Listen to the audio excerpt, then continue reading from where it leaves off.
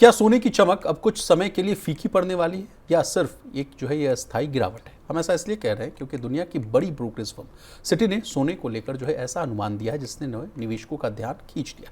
एक तरफ अगले 3 महीने के लिए गोल्ड का टारगेट घटा दिया गया है, वहीं दूसरी तरफ लंबी अवधि में रिकॉर्ड ऊंचाई तक पहुंचने की उम्मीद भी जो है जताई जा रही है। अमेरिकी ब्याज दरों, मजबूत डॉलर, बढ़ती बॉन्ड यील्ड और जो है वैश्विक घटनाक्रमों के बीच सोने और चांदी किस दिशा में जा सकते हैं, ये सवाल जो है हर निवेशक के मन में। तो आइए प्रियंका मैडम से समझने की कोशिश करते हैं कि आखिर बाजार के बड़े जो है एक्सपर्ट्स कहिए, विशेषज्ञ कहिए, सोने चांदी को लेकर क्या संकेत दे रहे हैं और निवेशकों को किन स्तर पर जो है सबसे ज़्यादा जो है नज़र रखने की ज़रूरत है। Over to you madam. और आज सबसे बड़ा डेटा जो है एम्फी का भी डेटा आ गया है, तो आपसे उस मामले को भी समझने की कोशिश करेंगे। गोल्ड का इनफ्लो आउटफ्लो क्या है, बड़ा टेक्निकल पार्ट होता है। तो पहले इस खबर पर आते हैं, सिटी की report, then we will move on to AMFI data. ठीक है, तो दोनों ही जो आपके इन्वेस्टमेंट से जुड़ी हुई बात है, पर गोल्ड की जब बात आती है ना तो बहुत सारे लोग जानना चाहते हैं क्या हो रहा है। और सिटी ने तो भाई कमाल ही कर दिया। सिटी कह रहा है कि अगले 6 से 12 महीने में गोल्ड जो है वो कीमत जो है 1,55,000 के आसपास अभी चल रही है और 1,24,25,000 पर आती हुई नजर आ सकती है। 20% की गिरावट आ जाएगी। 20 से 25% की गिरावट, ये कहना है सिटी का। अब सिटी इतना बेरिश है गोल्ड को लेकर के, उनका कहना है कि देखिए वैश्विक अर्थव्यवस्था में सुधार हो जाएगा और सेफ हेवन की जो वो है वो मांग घटती हुई नजर आएगी। ये 2 बड़े कारण हैं जो सिटी कह रहा है कि हम देखेंगे कि 3 महीने में उन्होंने गोल्ड का टारगेट $4,300 पर रखा है और उसके बाद घटाकर इसे 4,000 यानी प्राइस जो है वो स्लिप करेगा और $4,000 के आसपास गोल्ड को आते हुए सिटी कह रही है कि हम देख सकते हैं। वैसे जून 2025 में भी सिटी ने एक रिपोर्ट निकाली थी उनकी टीम ने, और वहां पर भी वो बेरिश रहे। तो सिटी का रुख ही हमेशा गोल्ड को लेकर के बेरिश रहा है। वहां पर तो उन्होंने कह दिया था कि भाई 2500-2700 के लेवल जो है जून 2025, लेकिन हमने वो लेवल देखा नहीं। हमने तो जनवरी में उल्टा गोल्ड को जो है ऐसी छलांग मारते हुए देखा है। 184 टू 1.5 लाख आया था और 1.5 लाख से फिर 160-170 के आसपास। बिल्कुल, जब सिटी जैसे ये रिसर्च वाले प्लेटफॉर्म जो है जब वो लेकर आते हैं ना अपने, तो वो हमेशा 3 सिनेरियो देते हैं। क्योंकि देखिए हम उनको बस वो भी सिनेरियोस कैसे बना रहे हैं, वो उस आधार पर जो आसपास अभी चल रहा है। तो वो हमेशा वो जो अनुमान है वो 100% कभी सही होगा कि नहीं ये नहीं बोला जा सकता, पर जो प्रेजेंट सिनेरियो है उसके हिसाब से वो 3 सिनेरियो दे रहे हैं। तो 3 सिनेरियो में बेस के सिनेरियो कह रहे हैं कि गोल्ड जो है वो $3,100 से $3,500 प्रति ऑन्स के रेंज में रह सकता है। इसकी संभावना 60% है। मतलब ज्यादा संभावना इसकी है। बिल्कुल, यानी कमजोरी की, बेरिश आउटलुक। सिटी का हमेशा आउटलुक जो है वो बेरिश रहा है। अब आते हैं बुल केस जिसकी 20% संभावना है, और बुल केस में उनका कहना है कि भाई जो कीमत है वो $3,500 प्रति ऑन्स से ऊपर जा सकती है, लेकिन ओनली 20% चांसेस।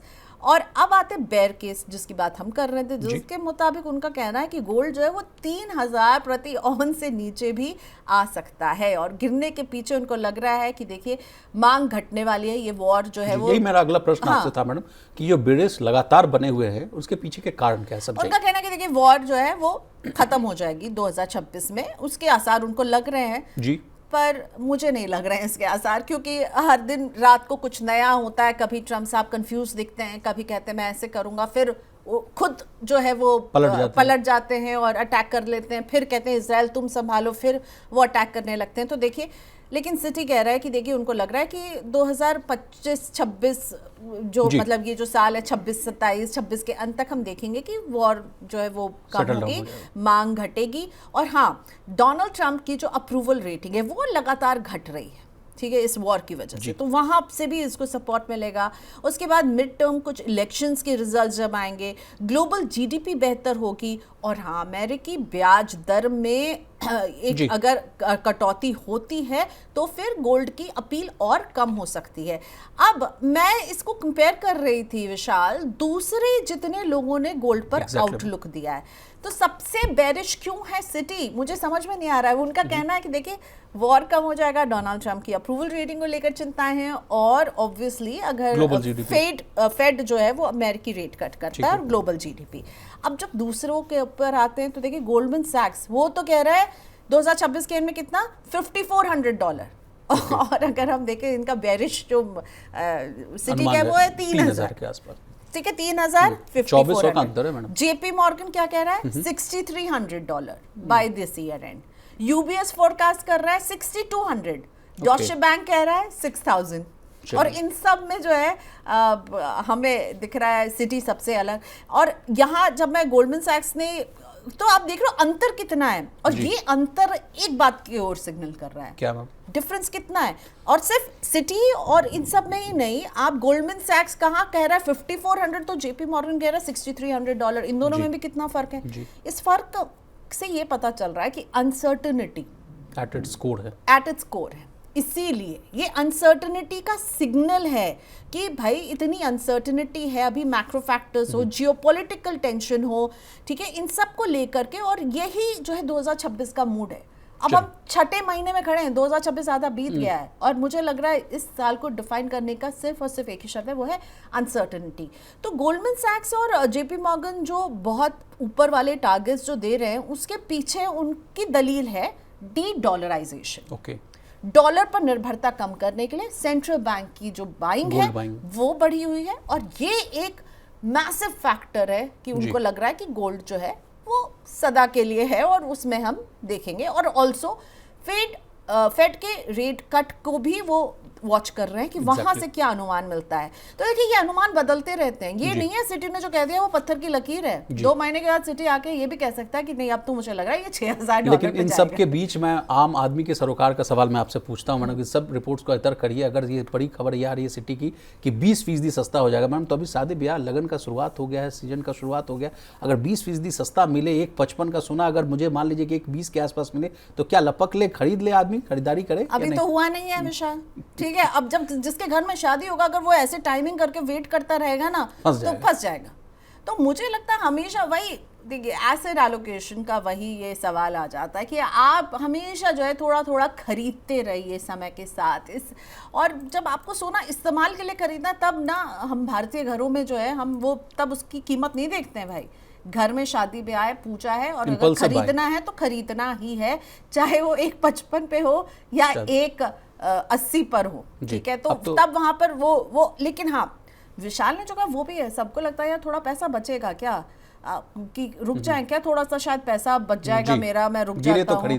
लेकिन देखिए यहाँ पे माहौल ऐसा है कि ये जो है आप वेट करते रह जाएंगे, और सिटी जो है 1 महीने बाद कहेगा नहीं अब तो मैं बुलिश हो गया हूँ। तो इस इंतजार में मत रहिएगा, जो आपकी ज़रूरत है उसके हिसाब से निवेश कीजिएगा। गोल्ड आपके पोर्टफोलियो का एक छोटा हिस्सा होना चाहिए।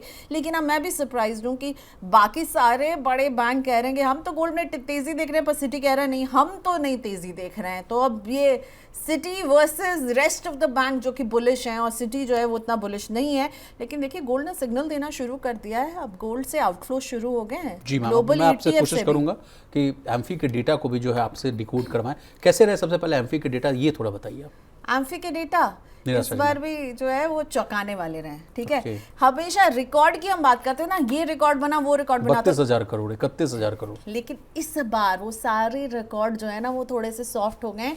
1 साल में ऐसा हुआ है, 1 साल में पहली बार ऐसा हुआ है कि इक्विटी म्यूचुअल फंड, यानी इक्विटी शेयर मार्केट में निवेश करने वाले जो म्यूचुअल फंड है, वहां पर 40% का डिप हम देख रहे हैं। मतलब जहां 38,000 करोड़ के आसपास जो है, मैं वो डेटा भी मैंने बनाया था, वो मैं डेटा यहाँ पर एक बार पढ़ना तो ज़रूर चाहूँगी, क्योंकि वो बहुत इंटरेस्टिंग डेटा है जो हमें बता रहा है कि कितना इनफ्लो आया है और कितना आउटफ्लो आया है। जी मैम, 1 सेकंड का वक्त लूंगी विशाल। जी, लेकिन ठीक है मैम, 38,000 से अगर वो डेटा बहुत 22,000 करोड़ एग्जैक्टली सोचिए। सो कहाँ तो ये गिरावट के कारण क्या है मैडम, ये हम आपसे समझना चाहेंगे। 40% का स्लम्प क्यों आया? तो चलिए ये डेटा भी आ गया है। सो अप्रैल 2026 में जहां 38,426 करोड़ का इन्फ्लो इक्विटी म्यूचुअल फंड में आया था, वहां मई में ये 22,908 करोड़ है, ठीक है। 15,500 करोड़ कम निवेश आया है इक्विटी म्यूचुअल फंड में, क्योंकि मई में मार्केट बहुत वॉलेटाइल रहे, बहुत। अप्रैल में हमने हाई मारा और उसके बाद मई में बहुत खराब समय रहा बाजारों के लिए, और ये रिफ्लेक्ट हो रहा है कि इक्विटी म्यूचुअल फंड्स में लोगों ने पैसा जो है वो कम डाला है।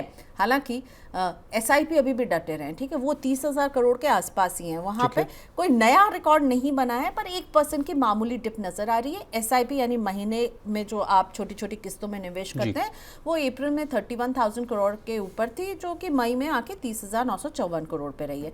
लेकिन देखिए लार्ज कैप फंड्स में इन्वेस्टमेंट 37% गिरा, मिड कैप में 33% गिरा, स्मॉल कैप में 28% गिरा। यानी अप्रैल में लोगों ने ज्यादा किया, मंथ ऑन मंथ हम ये स्लिप देख रहे हैं। और फ्लेक्सी कैप फंड जो कि हमेशा सदाबहार फंड माना जाता है, just cut down by half. April में 10,000 करोड़ प्लस का निवेश आया था, जो मई में 5,000 करोड़ पर रह गया है।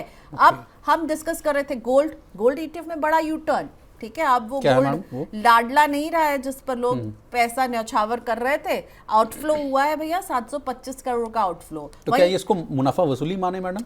मुनाफा वसूली थी, थोड़ा पॉज भी कर रहे हैं लोग अप्रैल में, क्योंकि मार्केट्स ने अच्छा किया तो कुछ लोगों ने ऐसे मुनाफा वसूली भी किया है। लेकिन जियोपॉलिटिकल टेंशन जो बबलगम की तरह खिंचते चले जा रहे हैं, ये लोगों के पेशेंस को टेस्ट कर रहे हैं। तो लोग थोड़ा सा पॉज करना चाह रहे हैं, समझना चाह रहे हैं कि आखिर क्या चल रहा है, थोड़ा सा पॉज करें, क्या पैसा बन नहीं रहा। और पैसा अगर बन नहीं रहा है और पैसा घटना शुरू हो रहा है तो ये चिंता की बात है, ठीक है। तो जहां पैसा बन रहा है, प्रॉफिट बुकिंग नजर आ रही है, पैसा निकालो। तो वो हमने गोल्ड में देखा। अप्रैल में जहां 3,000 करोड़ का जो है इनफ्लो आया था, वही मई में ये स्लम्प होके 725 करोड़ का हम आउटफ्लो देख रहे हैं। नए फंड्स भी कम लॉन्च हुए और नए फंड से इकट्ठा होने वाला फंड एनएफओ के जरिए वो भी कम हुआ है, ठीक है।